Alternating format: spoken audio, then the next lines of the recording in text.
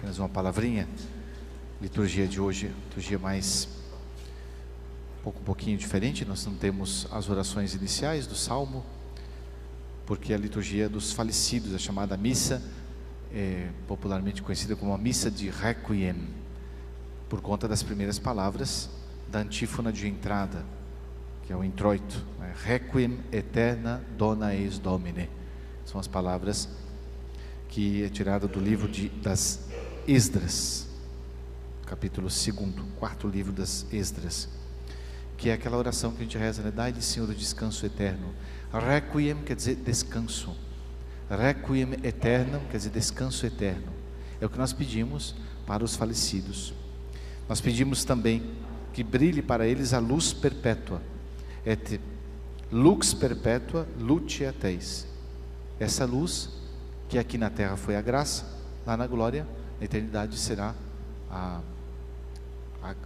glória, lumen glória, a luz da glória, né? Portanto, nós pedimos a Deus que eles tenham recompensa, os falecidos, da sua missão já cumprida. Na primeira leitura, uma das leituras mais curtas de todo o missal, né? É um trechinho apenas, é um único versículo do livro do Apocalipse, no capítulo 14, versículo 13, tirado do Apocalipse, portanto aquele livro da revelação. Apocalipse quer dizer revelação, né? O livro de São João, que ele teve a visão das últimas coisas, a revelação. E ele disse, olha, escutou uma voz dizendo, escreve, felizes os mortos que morrem no Senhor. Ou seja, felizes as pessoas que morrem com Deus, que morrem em paz, que a morte a morte não os pega desprevenidos. No Evangelho, diversas passagens, Jesus fala, olha, cuidado, porque a morte, o Filho do Homem virá como um ladrão. O ladrão não manda recado, né? O ladrão não manda bilhetinho, eu vou te visitar essa noite, né? Ele chega de repente, né? A surdina, o ladrão visita. Ou seja, quando menos espera, vem a morte. Isso para quê? Para nos pôr medo? Não, para que a gente possa estar sempre preparado. Então o cristão é aquele que todo dia, antes de dormir, ele faz a experiência de um dia ele também vai dormir, e vai dormir e não vai abrir mais os olhos aqui, né? A morte para nós é como que um sono. Os santos, por exemplo, quando eles morriam e adormeciam no Senhor. Ou seja, era uma morte plácida, não tinha agonia, não tinha desespero, não tinha aquela angústia. Por quê? Porque eles estavam sempre preparados para morrer. A vida da gente toda é uma preparação para a morte, se a gente for pensar mesmo, né?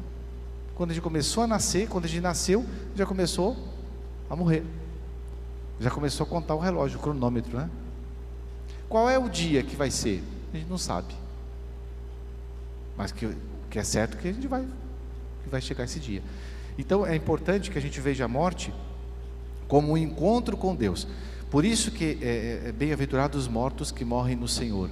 Se a gente viveu sempre, todos os dias, lutando para ser fiel ao nosso Senhor, não fazendo uma verdadeira briga, né? Uma guerra contra os nossos pecados, porque é isso que nos impede de estarmos com Deus, a morte será sempre um abraço com o Pai, dizia o Papa Bento, né? A morte não vai ser uma coisa, porque ele vai estar preparado. Todos os dias a gente se mortificou. O que é mortificar? Mortificar os sentidos. Mortificar é trazer a morte um pouco, né? Ou seja, trazer a morte para cá, para o hoje, para que a gente possa desapegar.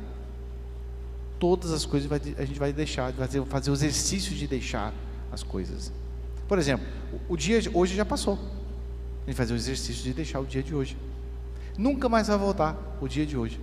Parece uma coisa óbvia, né? E mas na verdade a gente não para pensar que a gente já foi, esse dia não tem como voltar mais atrás, né?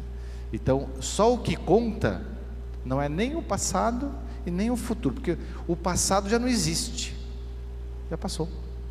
Nós não temos mais como mudar o passado, e o futuro ainda nós também não temos. Então o problema é quando a gente vive mais em função do passado, lembrando dos fatos dolorosos, enfim, aquilo que nos deixa mal, e a gente fica com peso. Ou então a gente fica com tanto medo do futuro, do que há de vir, do porvir, que a gente vive com ansiedade. uma das doenças mais comuns hoje em dia é essa síndrome da ansiedade. Eu estou ansioso, o que vai ser amanhã? O que vai acontecer amanhã? Isso falta um pouquinho de confiança em Deus.